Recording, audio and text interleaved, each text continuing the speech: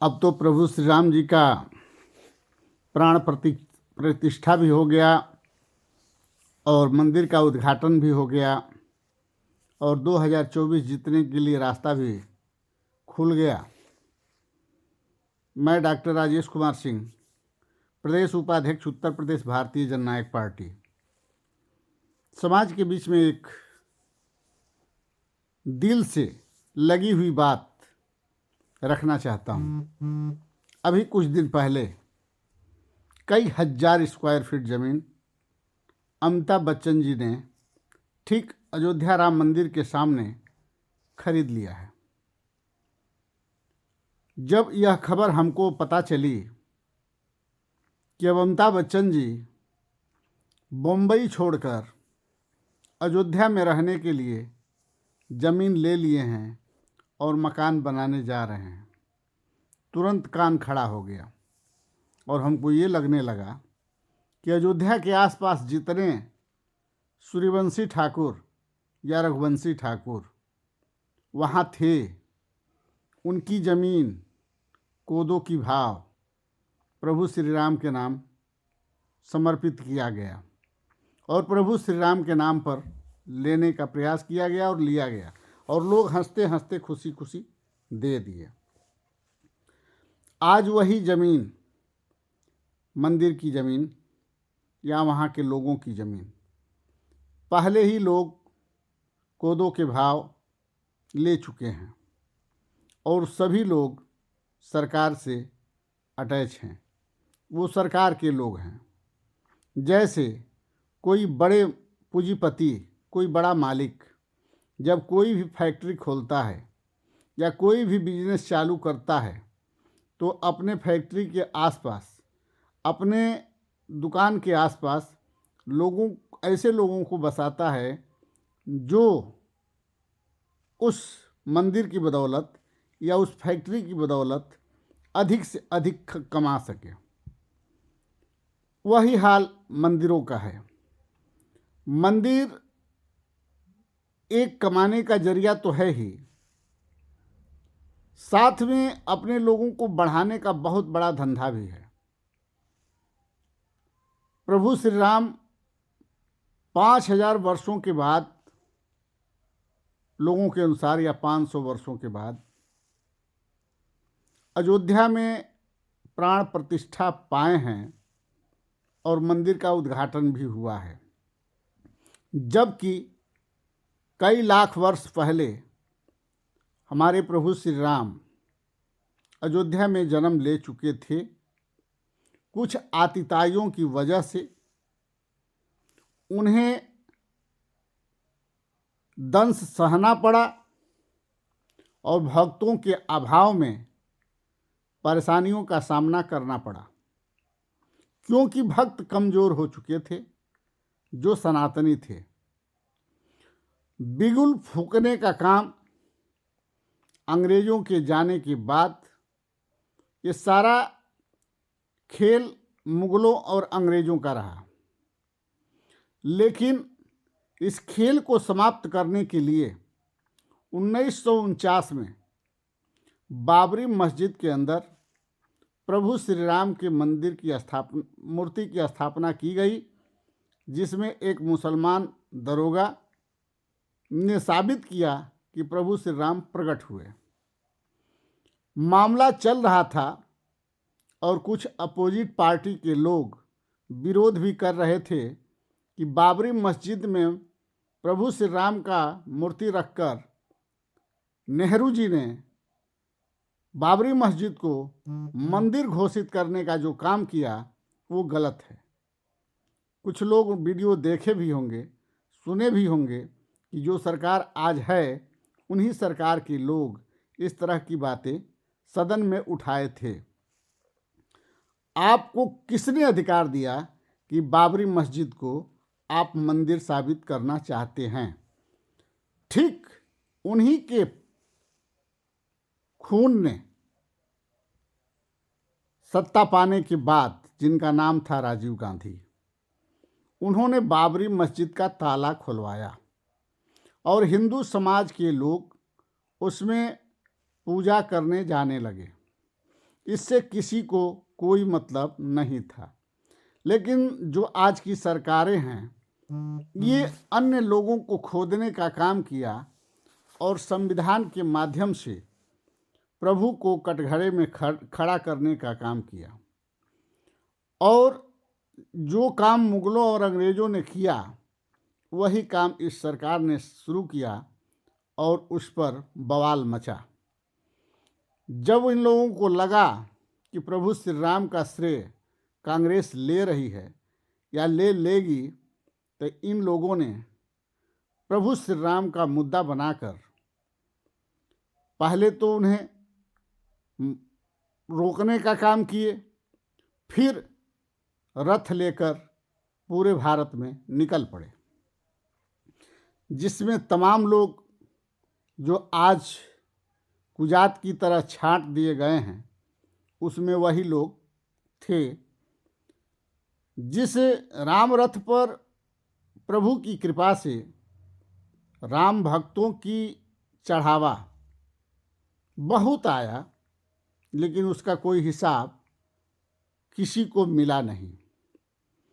फिर उस रैली को बिहार में लालू यादव जी ने रोका, फिर भी लाल कृष्ण आडवाणी जी ने रोकने का काम नहीं किया और कल्याण सिंह की सरकार आई और ठीक उसी समय बाबरी मस्जिद को विध्वंस कर दिया गया। बाबरी मस्जिद विध्वंस हुआ और प्रभु राम लला जो 1949 में बाबरी मस्जिद के अंदर रखे गए थे वो एक तिरपाल के अंदर आ गए। जब वो तिरपाल के अंदर आ गए तो सरकार ने इतनी व्यवस्थाएं वहाँ अर्पित की कि हमको लगता है कि पूरे उत्तर प्रदेश की पुलिस या अधिकारियों की ड्यूटी वहीं लगी हुई थी और भगवान की सुरक्षा में ऐसे लोग लगे हुए थे, इतने लोहे और इतने जंजीर लगी हुई थी कि देखने के बाद एक बार ऐसा लगता था कि जिस तरह कंस के जेल में कृष्ण भगवान का जन्म हुआ था वही दृश्य बना हुआ था। और दृश्य का उस व्यवस्था का दोषी आज की सरकार ही थी, क्योंकि प्रभु तो मंदिर के अंदर विराजमान थे जिसे लोग बाबरी मस्जिद कहते थे और लोग पूजा भी करते थे।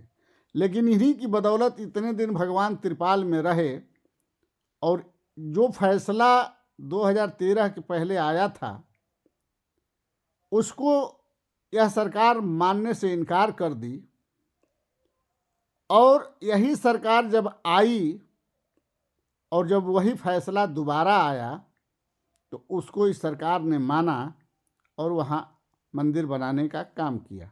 हाँ, मंदिर बना, मंदिर कोई भी बना सकता था, उससे विशाल बना सकता था। तो कहें कि इसके पहले भी जो सरयू के किनारे जितने आजकल आप घाट देख रहे हैं, चाहे सुंदरीकरण देख रहे हैं, वो अखिलेश जी की देन है।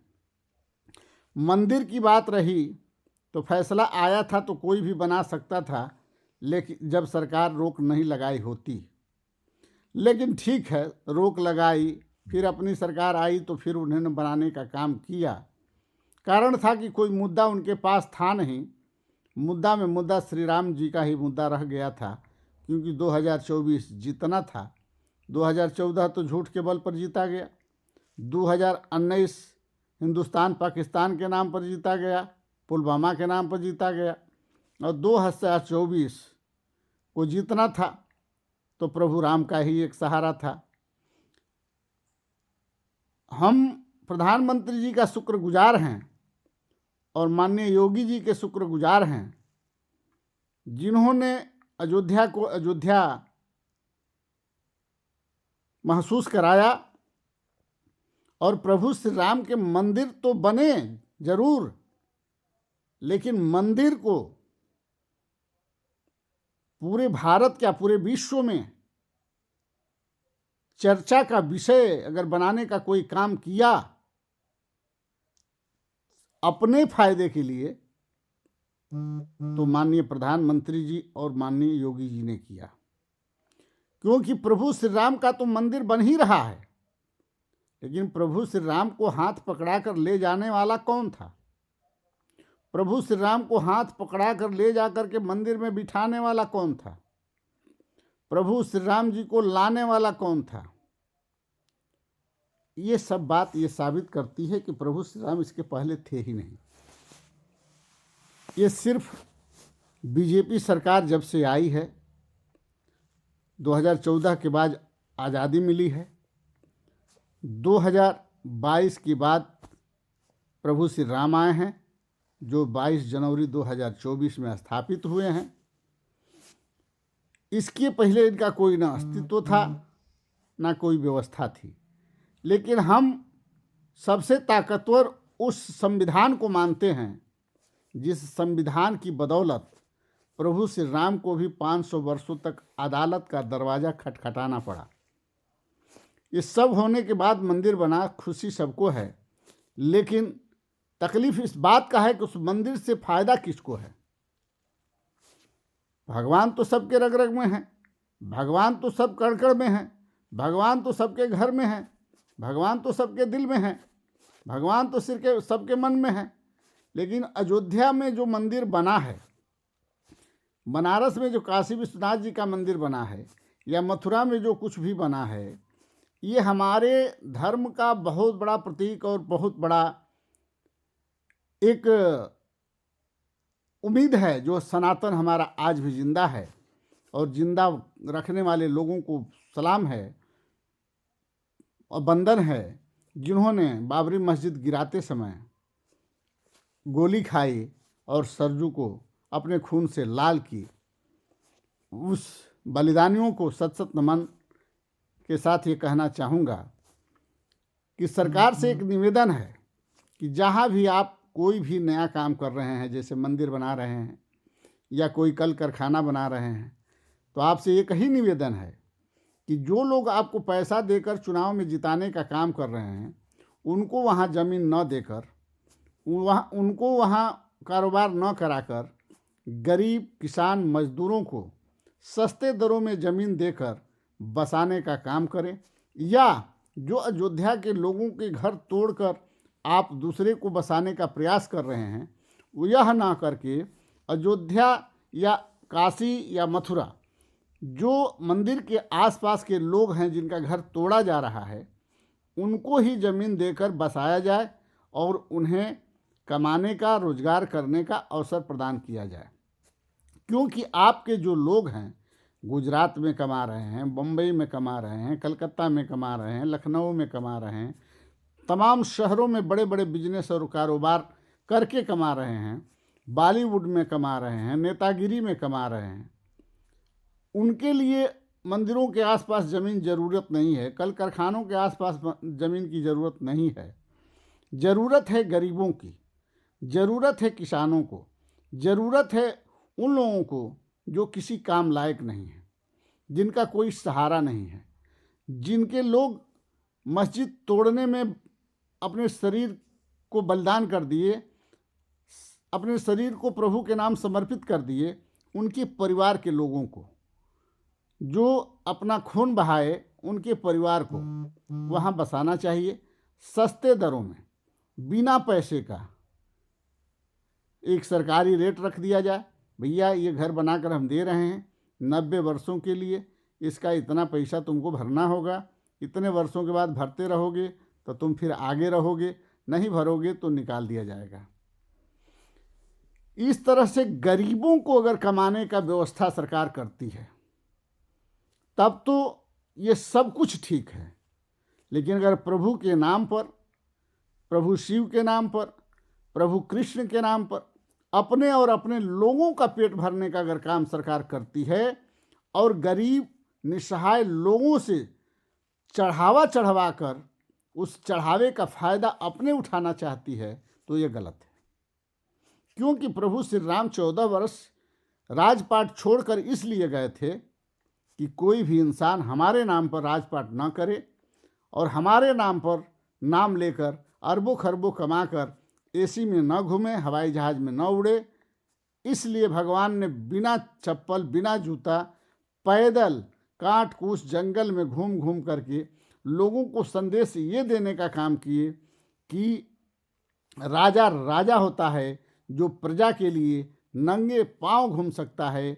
गांधी जी ने ये संदेश दिया कि चमड़े का टायर का चप्पल पहनकर एक धोती के अंदर रहकर समाज को कैसे सुख दिया जाता है और समाज के लिए कैसे जिया जाता है, यह गांधी जी से और प्रभु श्री राम जी से सीखना होगा आज की सरकार को। क्योंकि सरकार अपने फायदे के लिए कुछ भी कर सकती है, लेकिन गरीब, निसहाय, किसान, मजदूर और निसहाय लोगों के लिए कुछ भी नहीं कर रही है। 5 किलो अनाज और 2000 रुपया कोई माने नहीं रखता है। अगर शिक्षा, चिकित्सा, न्याय सस्ती हो जाए, फ्री हो जाए, तो हम गरीबों का भला हो सकता है, लेकिन वो भी महंगा होता जा रहा है। इससे यह साबित होता है कि मंदिरों और कंपनियों के बहाने सरकार समाज को चूसना चाहती है और शिक्षा, चिकित्सा महंगा करके समाज को पढ़ने से वंचित करना चाहती है, ताकि समाज अनपढ़ रहे और जीवन भर हमारे अंगुली पर नाचता रहे और हमें वोट देता रहे और हम राज करते रहें।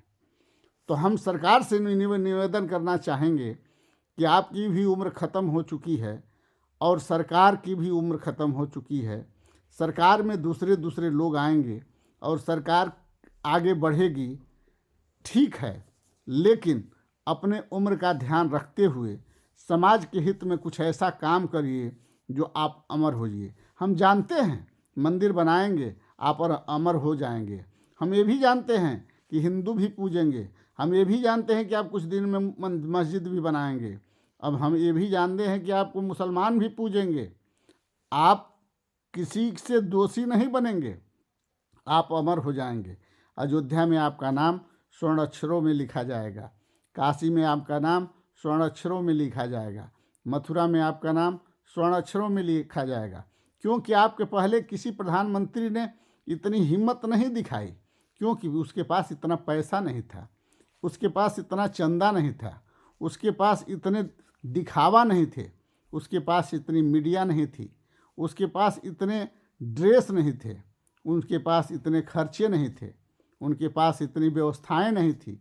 इसलिए वो लोग जो भी काम करते थे शांति से और सुंदरता से करते थे, किसी को पता नहीं चलता था। आज तो आपके पास इतनी मीडिया है कि अगर आप एक बार छीकेंगे तो मीडिया 1 लाख बार दिखाएगी। इसलिए हम चाहेंगे कि अपना फ़ायदा आप छोड़िए, बहुत हो गया घूमना फिरना, पहनना ओढ़ना, उम्र ख़त्म होने वाली है। गरीबों के लिए कुछ कीजिए। जय हिंद, जय भारत, जय सर्व समाज।